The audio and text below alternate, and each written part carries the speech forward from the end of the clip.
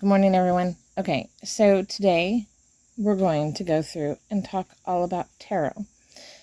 And I'm going to do something different. So I've talked with numerous people and done readings for numerous people, and they're always like, I do it so very different, and I have so very different ideas. And when I talk in temple and discuss some of my readings and some of the things I'm doing and how I'm using tarot, people talk about how I see that very differently. So this is how I do it. I'm going to go through how I started, how I learned my decks, tools I use. I'm going to go through spreads and conversations, how to use it to find different elements within your messages, spellcrafting with them. Tell me a story, of course, is always going to be part of that. The reason I have not done this video yet is because I do everything with my phone. And I don't have all the fancy little things to hang my phone above my table and all this.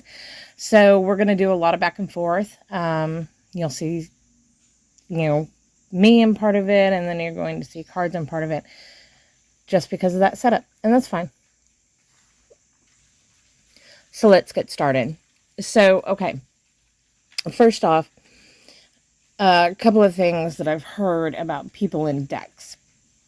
You do not need to be gifted your deck.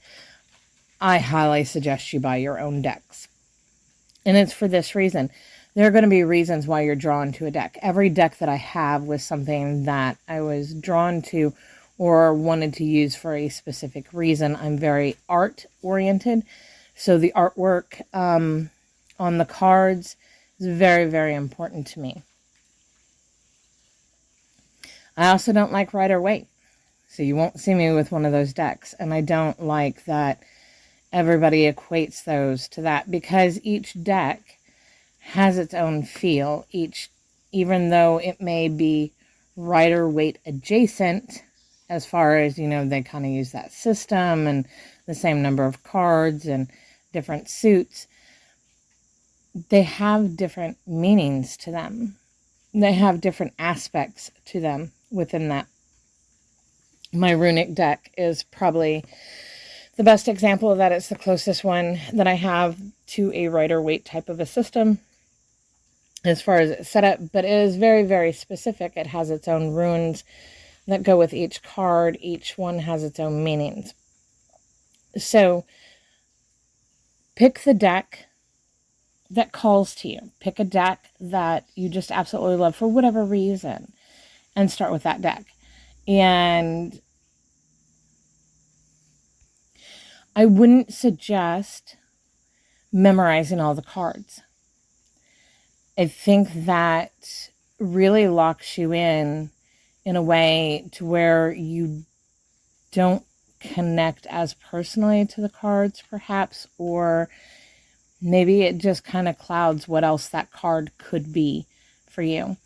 What I suggest, if you've never done a deck, or even if you're really experienced, you might like this too.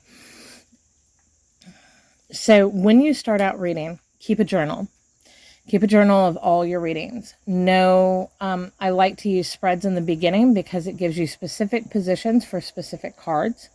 You do not have to use spreads that other people have created. You can, that's perfectly fine, but you can also create your own. You know what question you want to ask. You know details of that you want to see. So play around with it. Get creative. Do your own thing. There's nothing wrong with that. It really helps you, I think, make it a lot more specific to you. And when I first started out, I was looking at other people's spreads and stuff, but they needed to be tweaked for me. I needed to change some of the wording. I needed to make certain areas more specific. I needed to add other stuff. So use it as a template and really play with it and get the type of spread that you need for whatever it is that you're asking about, or whatever it is that you're wanting to know more about.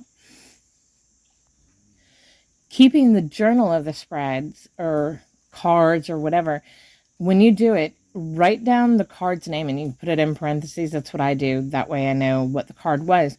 And then your interpretation of that. And there's a couple of ways to do the interpretation. First of all, every reader is an intuitive reader because you're using your intuition. Whether they're using the book or not, it doesn't matter. People have got this thing of where you can't use the book and stuff. I found some really cool ways that you could use the book, even if you were a really seasoned reader. And I'll go through those later when we get out the book and start doing some of this. I'll show you some of the different ways that you can do that. But using the book or not using the book doesn't make you any less of an intuitive reader. That's really been bugging me because that goes around our community a lot lately. That, oh, I'm an intuitive reader. Well, guess what? So am I. And, there are times that I don't use the book at all. There are times that I'm using the book for a very specific way or reason, and I'll show you later, as I said. And then when you're first learning, you want to use the book. And what I did and what I found, especially, so Dreams of Gaia deck. This was my first deck. This is what I started with.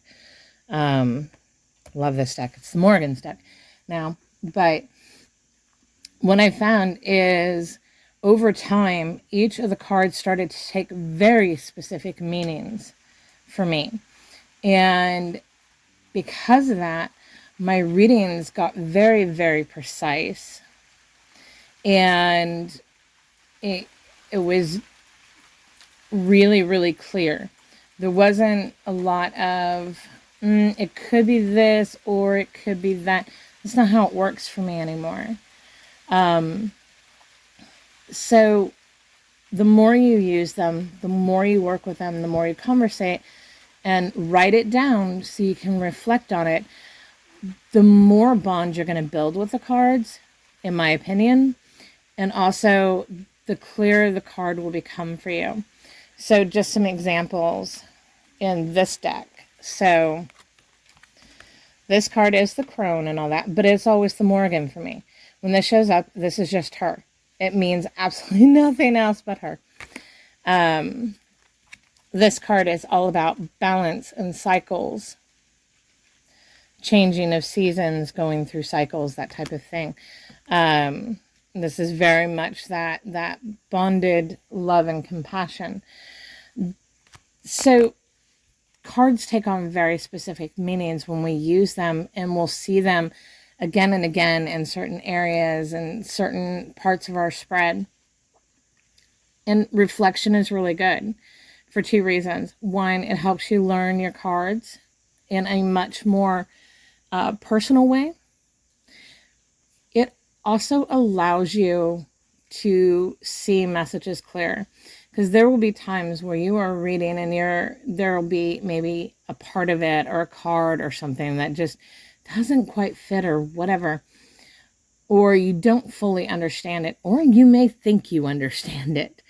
But in hindsight, after a little bit of time has passed and you're looking back on that, you can see how it played out.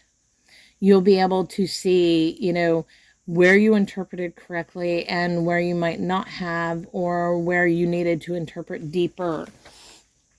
So that's something to keep in mind. That's why I really encourage the journal aspect of it.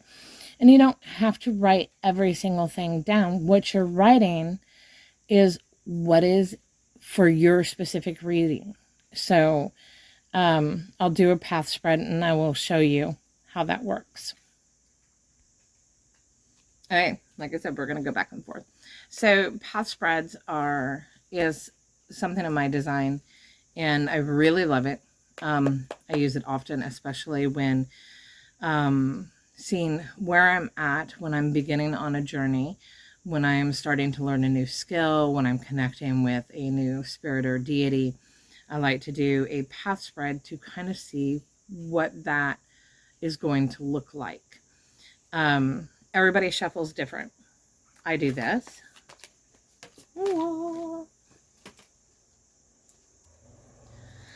Sorry, it was a morning. One of my cards flew out. Anyway, I shuffle like this. And I shuffle for each card that I draw.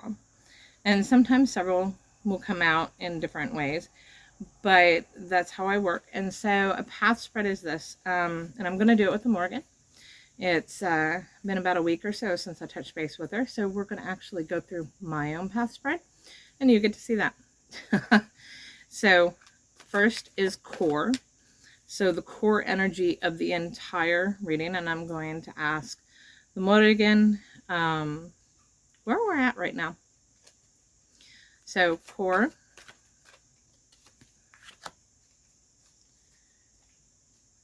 spiritual or soul, physical world, and I will show you all the cards as we go through them. What was, and what was is something that is past that is going to help us now. Something we know, something we've been through that's going to help us. What is, what will be. So what is what is this particular moment now. What will be is a future card, but it's not a static future. It's not set in stone. It is a possible future if you walk the path. So the first challenge, and you could go with the biggest challenge. Wow, that wasn't nice. You could go with the biggest challenge, or you could go with first challenge. I like first challenge often just because it gives me a sense of my starting point, what I need to overcome first, what I need to deal with first, what I need to make space in. Then guide.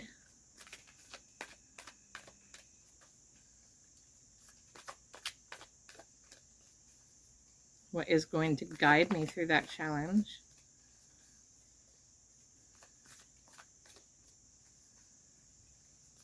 Wow, the guide is hard to find today. That's scary. Okay, expression. How all of this is expressed.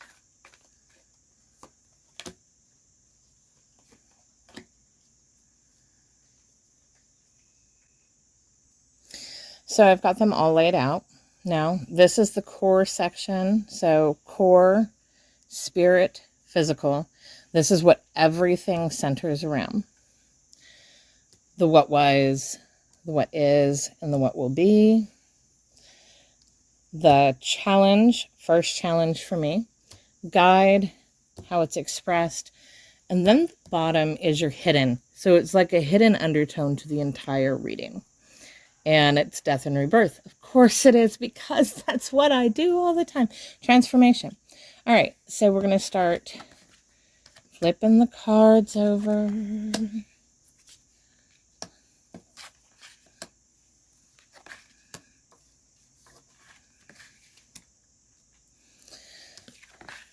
Oh, wonderful.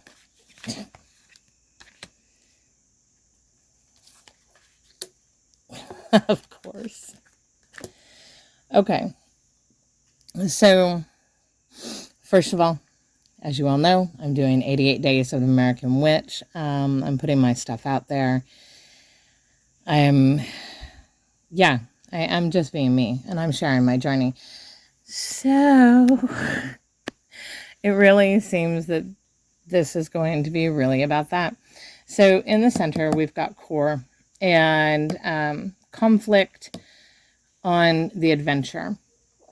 And I know there's going to be conflict. I know there are going to be people that are going to disagree in a I am right, you're wrong kind of a manner, even when what I'm sharing is my own experience. I get that.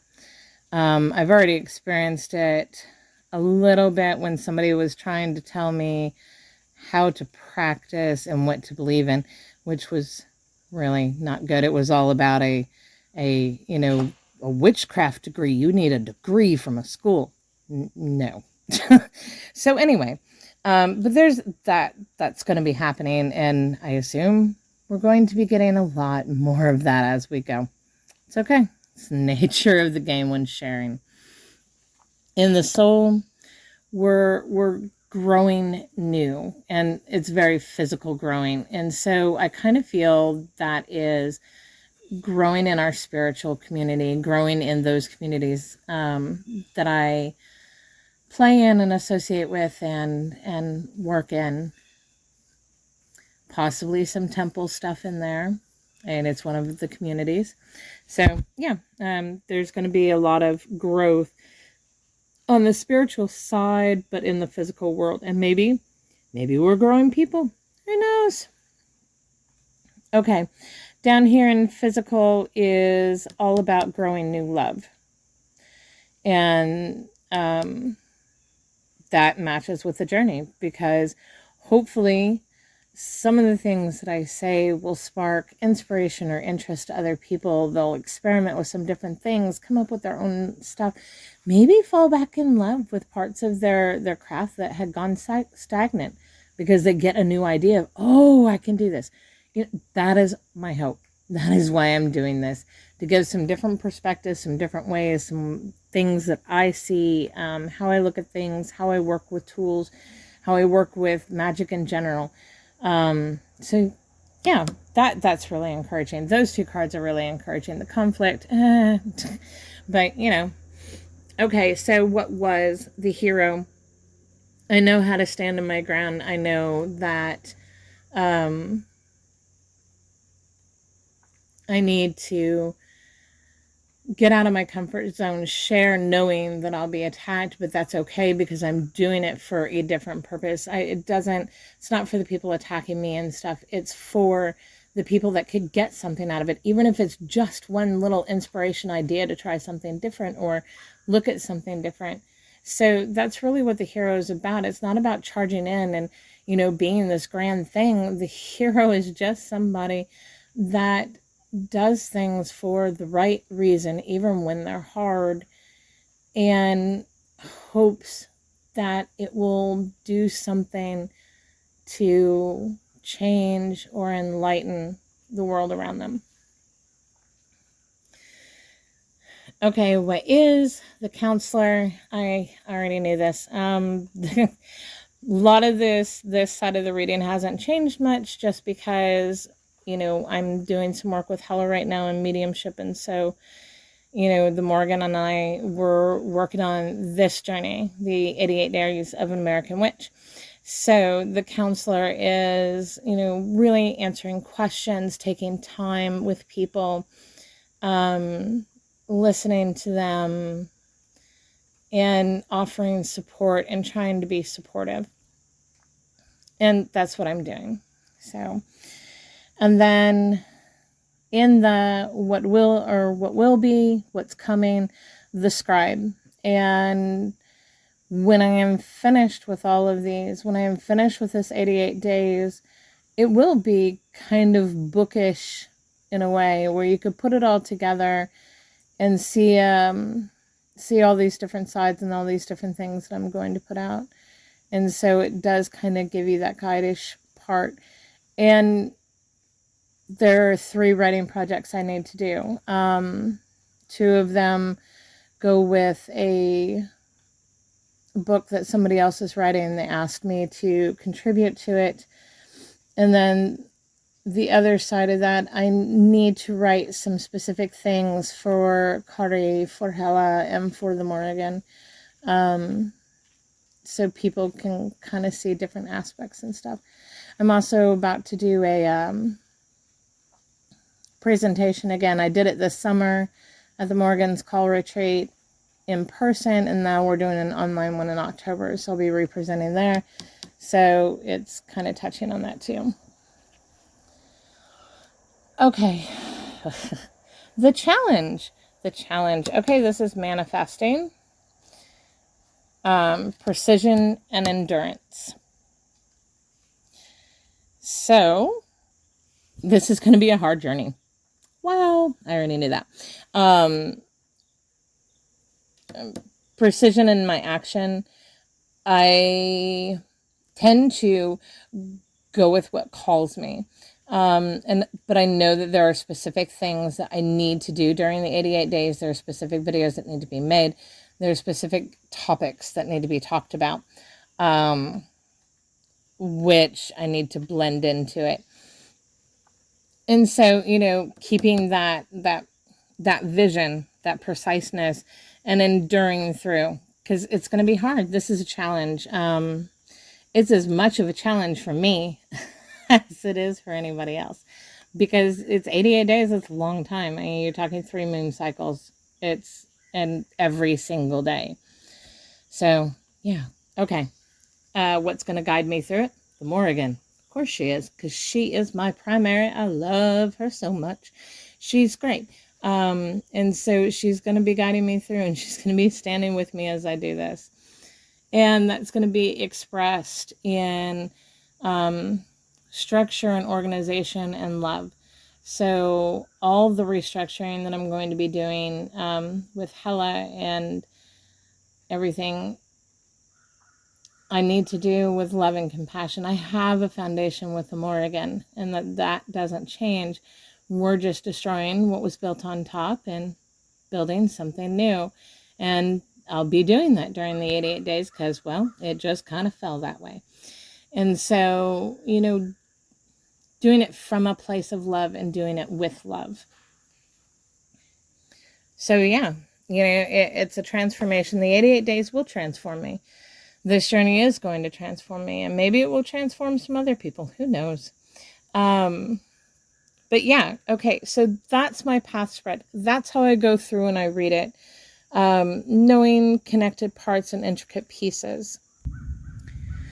So next, I want to do Tell Me a Story. So Tell Me a Story can be done in numerous different ways. You can have them tell you a story about themselves.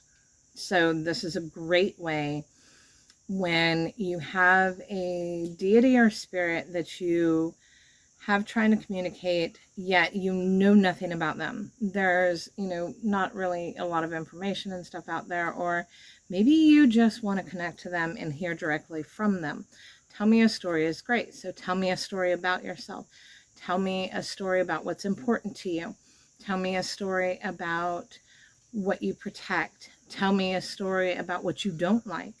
Tell me a story about what you wish you would change in the world. There's all kinds of ways to do Tell Me a Story and get information directly from deity or spirit, either one. So I learned this with Kari, wonderful little northern spirit. He's a god, and he very elemental, but all he really had in the saga was a genealogy. He didn't really have any stories or anything, so I had to use this technique in order to get stories from him.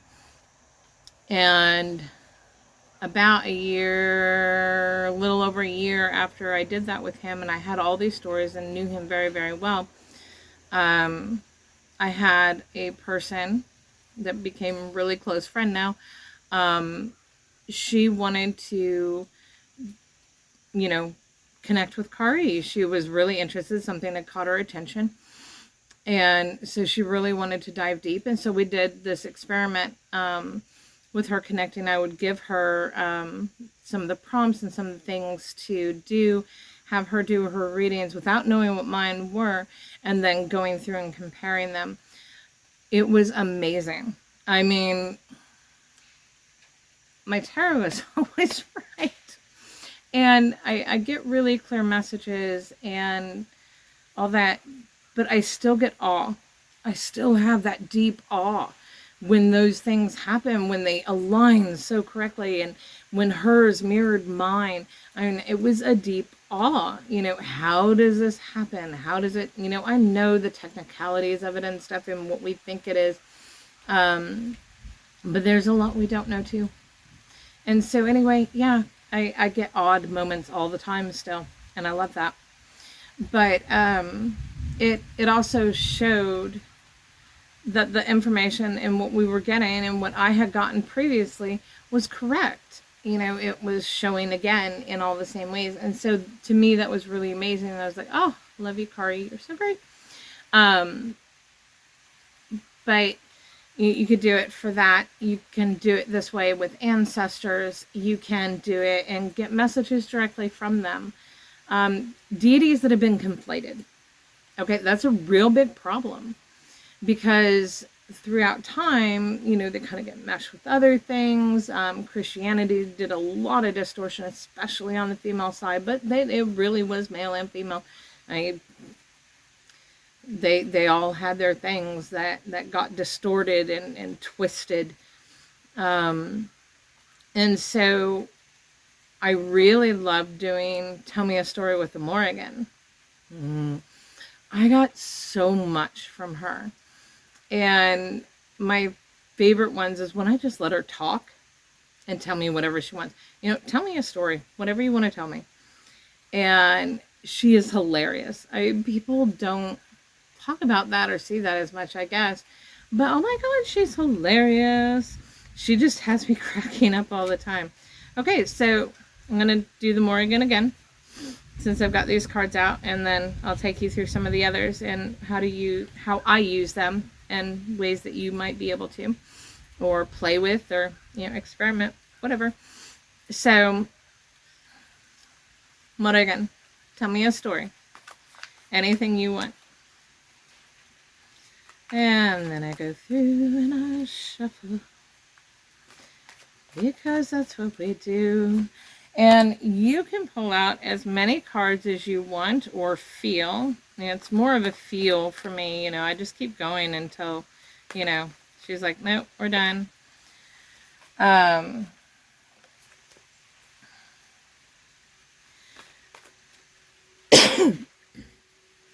If you are just starting this, I would start with, well, that wasn't nice. I would start with like 4 to 6. I gotta get my card. I would start with 4 to 6 just to keep the number down, and so you could just dip your toe in, and then you can feel your way through later as far as how many cards once you get a feel for how to do it. So yeah. Now, something to keep in mind when I first started doing this with the Morrigan, she always read left to right, left to right, left to right, not right to left, like I'm normally reading. Now it's kind of a mix. It kind of just depends on the day, I guess. And she just kind of goes back and forth, but she lets me know where to start.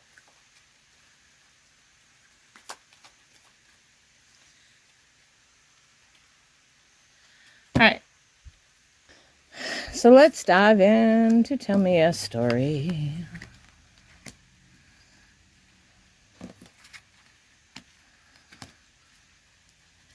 And she's going to take it to the same place we were. Okay. So, of course, it's going to align with what I just asked her on Pathwork. So, the story.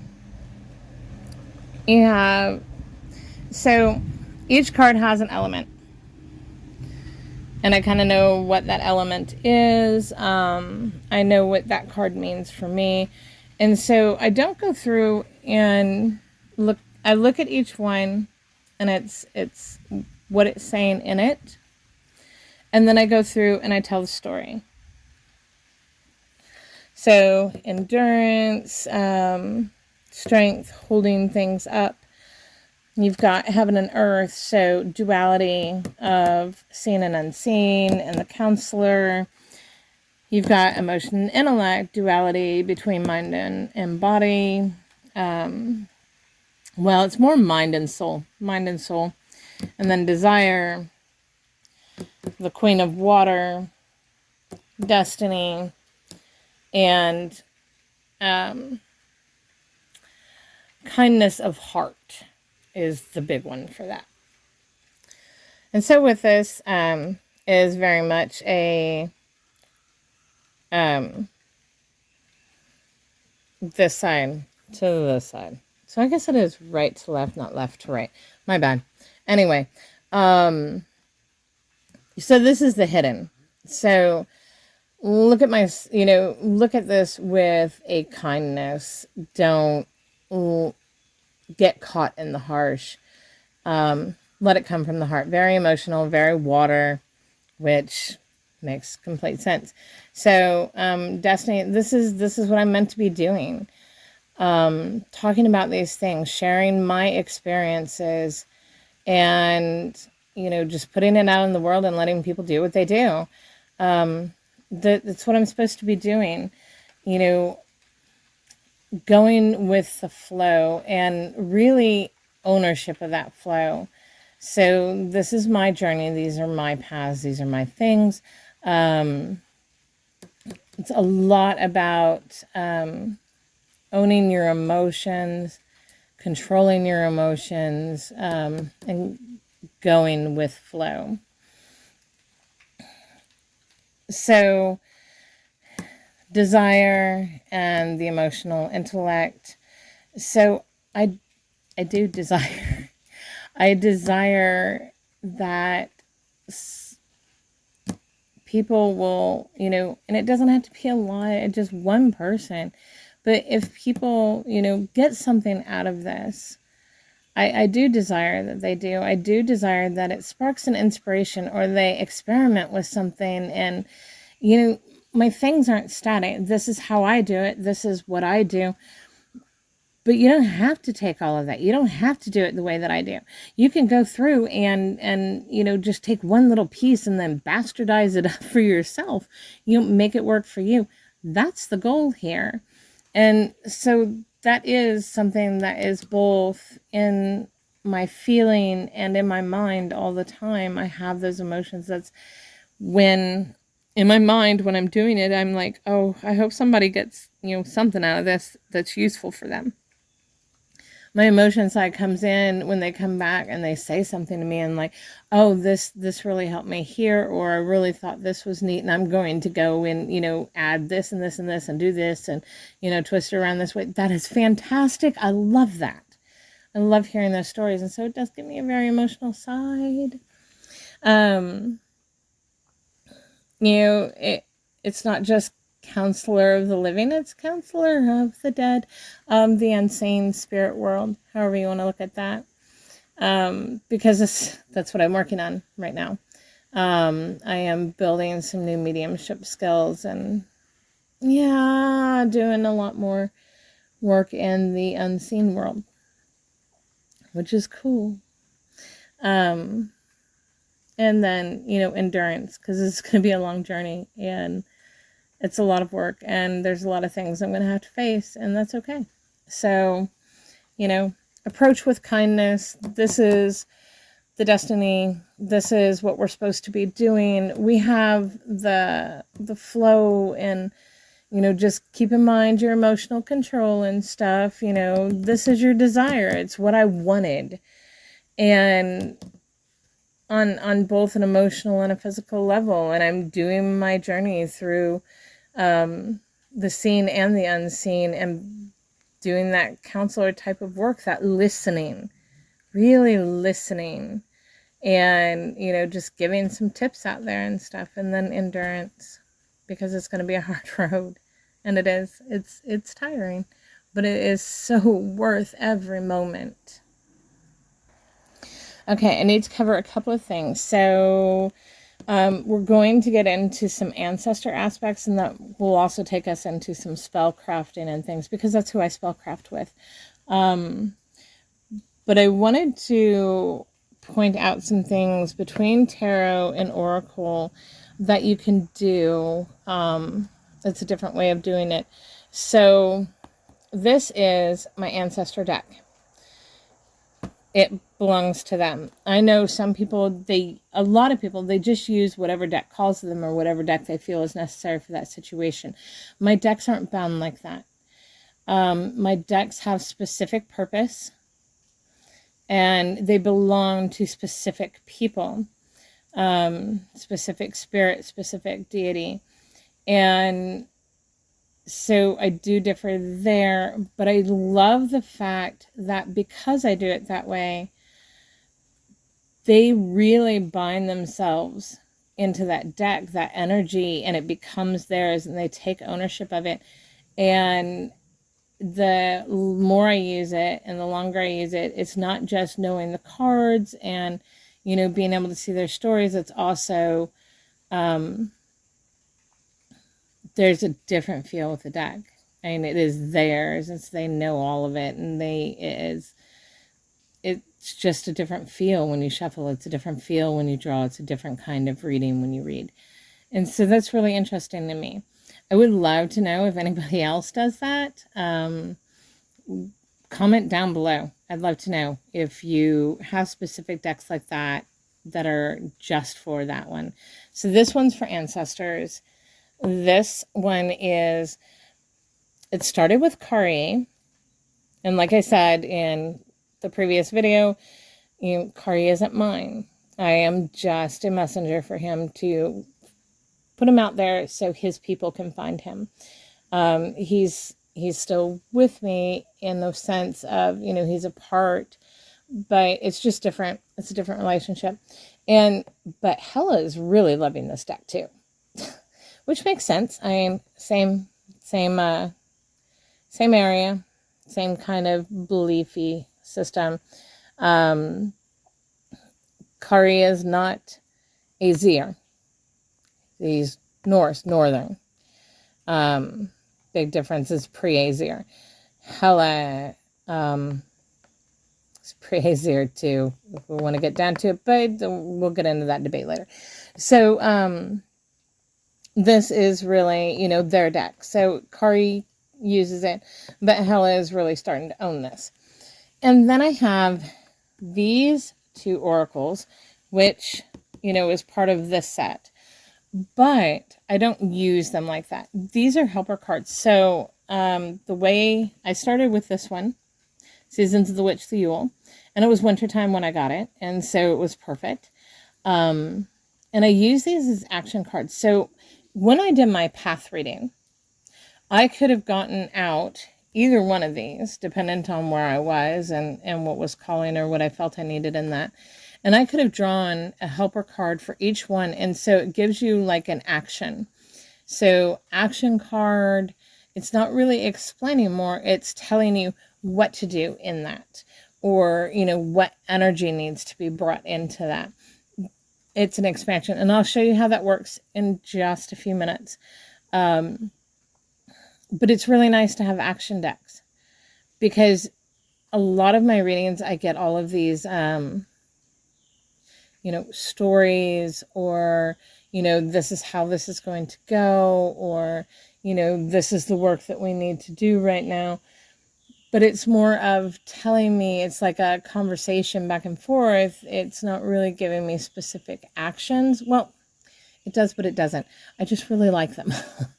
So I really like to use them as an additive and to give an action. Okay, so these are my ancestor cards. It is the Samhain deck by Seasons of the Witch. And with ancestors, I went and I did a really big bridge spell with them. And it's a specific group. It's my Ozark Women. So my second great-grandmother through my fifth great-grandmother lived in Cape Girardeau, Old Appleton, Missouri, in the Ozarks. And so I call them my Ozark Women. They're ones that I had called out as a group, which was interesting. I was doing my ancestry and stuff and following, they're all on my maternal side and the maternal side of the maternal side. So it's all following the women. And that's where this line comes from. And they were all together. And so I did some research on Ozarks. I did research on them. Luckily, there were a lot of articles and things that were associated with them because of things that they did in the community and their family. So I was able to get a lot of information. And yeah, we just kind of started building this and getting into folk magic. Very big folk magic people. And so I did a bridge spell with them, and still working on how to share that. It was really long and it's still kind of building. And so, but it was a really cool spell that they completely directed. I they brought it up and I was like, okay. And then they showed me how to spellcraft with these and with the cards. And so I was like, oh, that's cool. And so I let them do the whole thing. I kind of had an idea of where it was going to go and what we were doing with the bridge spell, but my view was very, very tiny. Their view was very, very big. So yeah, so I'm going to show you a way that I use these decks in order to spellcraft with them and build spells. Okay, so this is really still the growing part of the bridge spell. So the spell itself took about 36 days and it is completed. The bridge is open, but there's a lot of growing to do with it. And so we're still in that phase of growing, which I love. It's fine. Anyway, so we're really talking about that, they're the voices of the past, the people, the slow transformation and seduction of the veil. And so this spell is going to be one that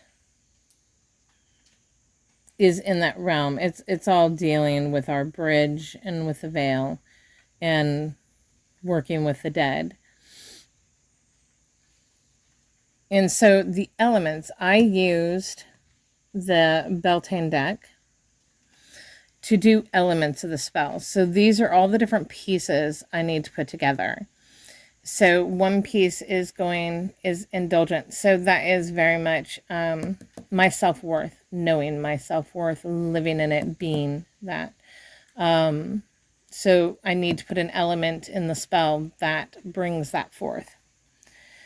Maiden, it's all about experimenting, exploring, very much self-discovery.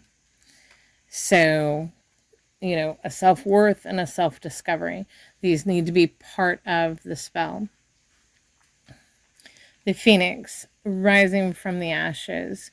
We're burning all kinds of things down, but we're going to rise out of that, what we're burning. So there needs to be an element in there that kind of transformation from tower to creation. An element of I'm not alone. So, the element of my guides, my spirits, my ancestors, something that shows all of them and around me, because it's all about you're not doing this alone. You're not walking alone. And then something a little sweet and something a little stingy. So a blessing and a curse needs to be added to this. And I'm not talking like going and cursing somebody. My family has a very long history of a blessing and a curse to each of the children.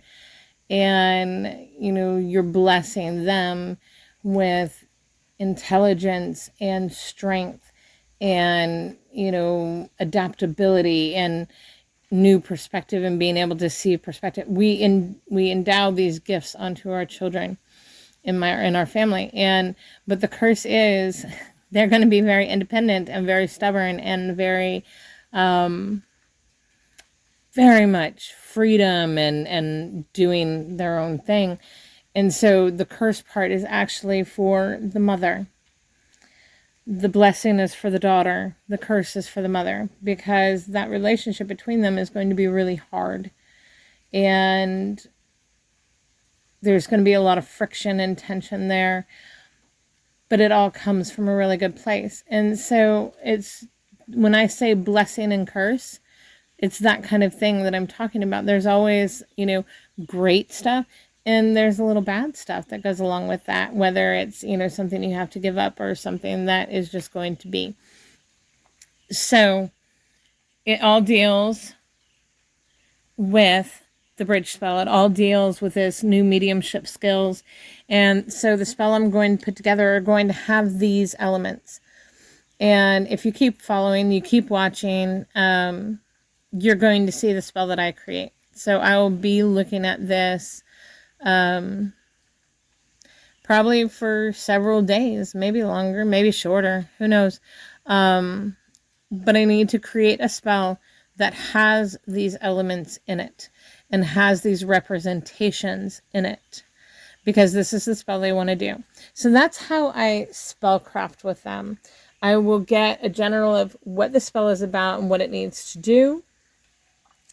And then I'll get elements of that and what specific elements do I need to put into that spell? What is that spell made of?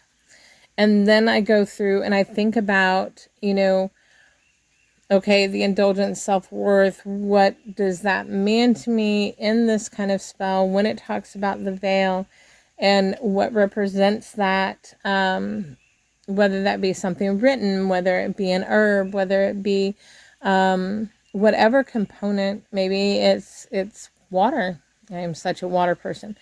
A special water or something, or a special cleansing before it, especially, she's in the bathtub, so maybe cleansing has something to do with it.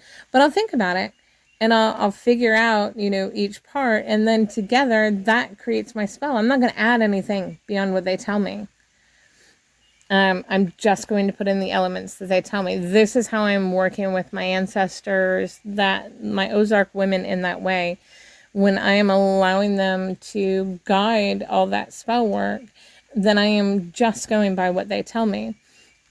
And so far, it has been an incredible journey. Cyrilda is really the one that heavily directs the spell work side of it. Polly gets involved. Mary Ellen a little bit. Ellender, not really. Doesn't really care about the spell stuff.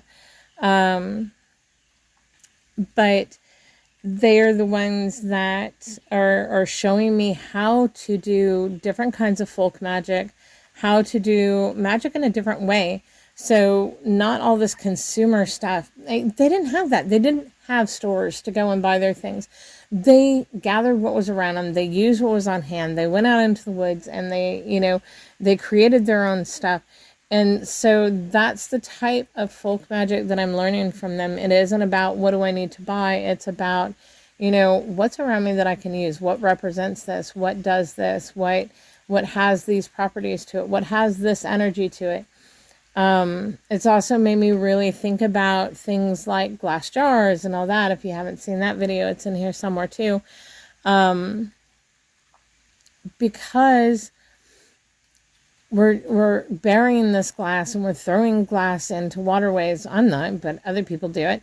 And that kind of, it causes issues. Living on a waterway and, taking care of our valley and seeing all the glass and stuff that we have had to dig up, and that washes on shore from the lake. It's saddening, and it does damage the ecosystem. So looking at different ways, how can we do these kinds of things in a way that, puts our magic where it needs to be, but, do it in environmentally friendly. It's kind of a cliche word, but I mean, clay pots instead of glass, paper bags, they decompose, but you also got to consider, the things you're putting in them and stuff. So yeah, sorry, got off on a tangent.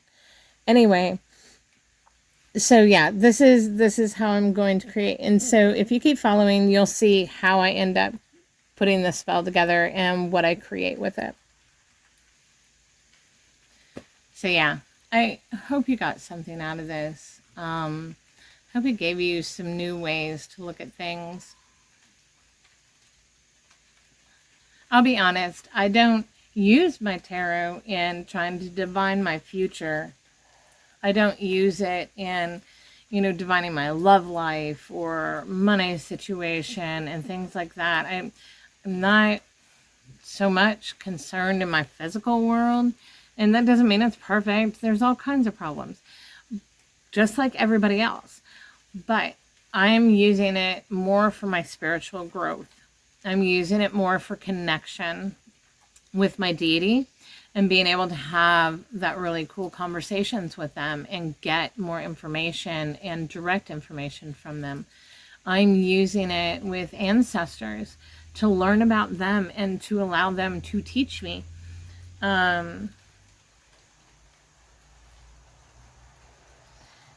I'm using it to connect with spirit and divine and the unseen world. And so that's how I primarily use tarot and oracle cards, is for those reasons. So do keep that in mind, that the things that I'm telling you, these are more for your spiritual growth.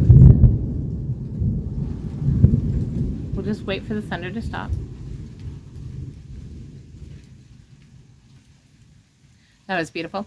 We're doing it for our own spiritual growth. I am. I'm using it for my own spiritual growth. I'm using it for shadow work. You can, do a daily poll, or when you need to work on something, go through and ask your cards, where am I failing? What do I need to deal with? What is blocking me? There's all kinds of ways of saying it. People are like, oh, don't ask them negative questions. You better ask them negative questions. If you want to use this for spiritual work and you want to use it for your personal growth and transformation, then you need to see that side too. You can't just always focus on the good things. You've got to focus on your blind spots. And I will tell you that your cards and your whoever you're conversating with, whether it's ancestor, whether it's spirit, whether it's deity, they will point it out to you. They will have no problem pointing out what you need to work on. And then, just draw one card. Make it simple. Don't make it complicated. And then you can ask them, well, how do I do this? Or what are the elements that I need to be focused on here or look at? Or whatever clarifying or more in depth you need to go. We think that often I hear people say that, oh, I got this, reading and I got this card and, it was in this position. I really, would like to understand it more. And I'm like, well, go and ask it more questions. Take that card, put it to the side, put all the rest up, and then go in depth. Ask them, what is the deeper meaning of this? Or what does this mean? Or what are the elements of this? Or how do I do this? What are the steps? Do not be afraid to ask them questions. Don't be afraid to go deeper. I've had a reading before that started off as one path reading, and then it had so many things that I wanted to go deeper on and understand at a more deep level, not just the surface level I was being given. And so it turned into like days of questions and pulling cards and writing things down and then going back and reflecting.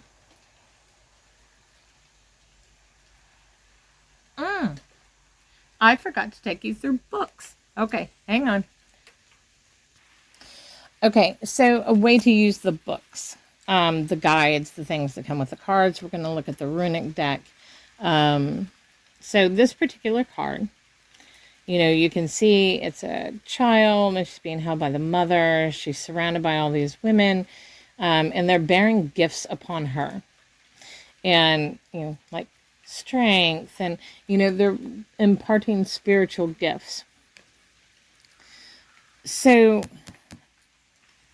you take the guidebook, and it's 7 of Wands.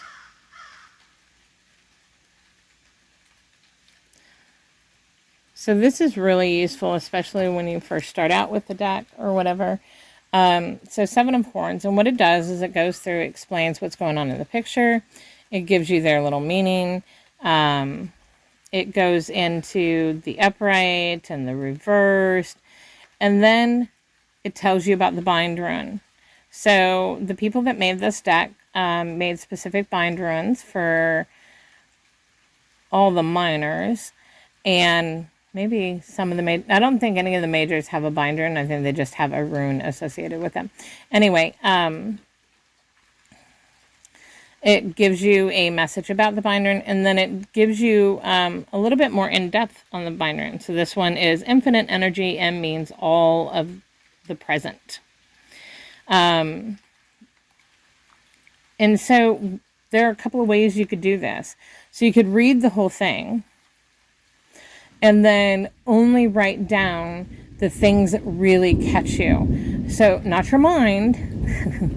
Your mind will want to, oh, I want this or I want that. No, you have to be honest with it. You have to just pick out the things that really stand out to you. It's kind of like they just pop out, or you get a feeling as you go over it. That's what you want to write down. Another way you could do it is you could close your eyes and just kind of put your hand over and then point to a specific place. Maybe, it'll hit a specific sentence or a word grouping, something of that nature. And that's what you write down. You need to experiment with it a little bit. You need to play around, see what works for you. But you could do that. And then once it's all written, look at all the cards and then look at everything that you wrote together. Read it like a story. Don't look at it as such an individual piece, like each card has its own individual. It does. But when you're doing a reading, you're looking at it as a whole. It's like a whole story in front of you. And so you need to see its flow. You need to see its direction, how one card moves into the next card, moves into the next card, moves into the next card. I hope that makes sense. If not, let me know. I'll try to do a different video just really specifically focusing on that and going a little more in depth once I figure out the best way to explain that to you. So yeah, there's all kinds of ways to use it, and you can read through it. Some decks have really long stories. So the Hidden Realm deck has these big elaborate stories that go with each card, and they're really beautiful. And then they have a meaning section. When I used that deck, I didn't really look at the meaning section. I read the story and then picked out the overall meaning of that story. And that's what became the overall meaning of that deck, or that card in the deck. So I play around with it. Don't just go by what everybody else is saying. Find your own meanings. If you're one of those people that do not want to use the book at all, that's fine. I do think all of these cards are created and written, and as they're being created, the creator themselves is putting their own magic into it. They're putting their own energy into that. And so this Seven of Horns isn't going to be your Seven of Cups. It's going to be different. It may be adjacent, it may be parallel to that, but it's not going to be the same, because the creators of this deck made it specifically for their reasonings, and they put their own meanings into those cards, and they put their added stuff into those cards. So I do feel that the books have a lot of purpose, especially when we're getting to know the deck, because of the way that they were created by the creators. But I know some people don't want to do that. They just want to look at the card and make their own meanings, and you can most certainly do that. It's your way. You do however you want to do. But just keep in mind that, you may miss something that the creator had seen that you didn't. That's okay. It's just, you're going to end up with different meanings and stuff for the cards, and that's fine. These are your tools. Use your tools how you want to use your tools. There's no right way, there's no wrong way, except for you. You need to experiment. You need to find out what is right for you. You need to find out what works for you. Because I can sit here and tell you all day long how I do this. You can take these classes on tarot and you can read all these books of how other people do it and, get inspiration, get some ideas. But I highly, highly encourage, do not follow them like an instruction book. Experiment, find out what works, because you're going to find things and discover ways of doing things that maybe nobody else has done or you're not seeing out there. And then you need to share that. Well, I hope you share that. You don't need to share it. You don't need to do anything unless you want to do it. But I hope that you share that, because that's how we grow. That's how we start getting new perspectives. It's how we bring new things in. So, yeah, it is really starting to storm here now. And so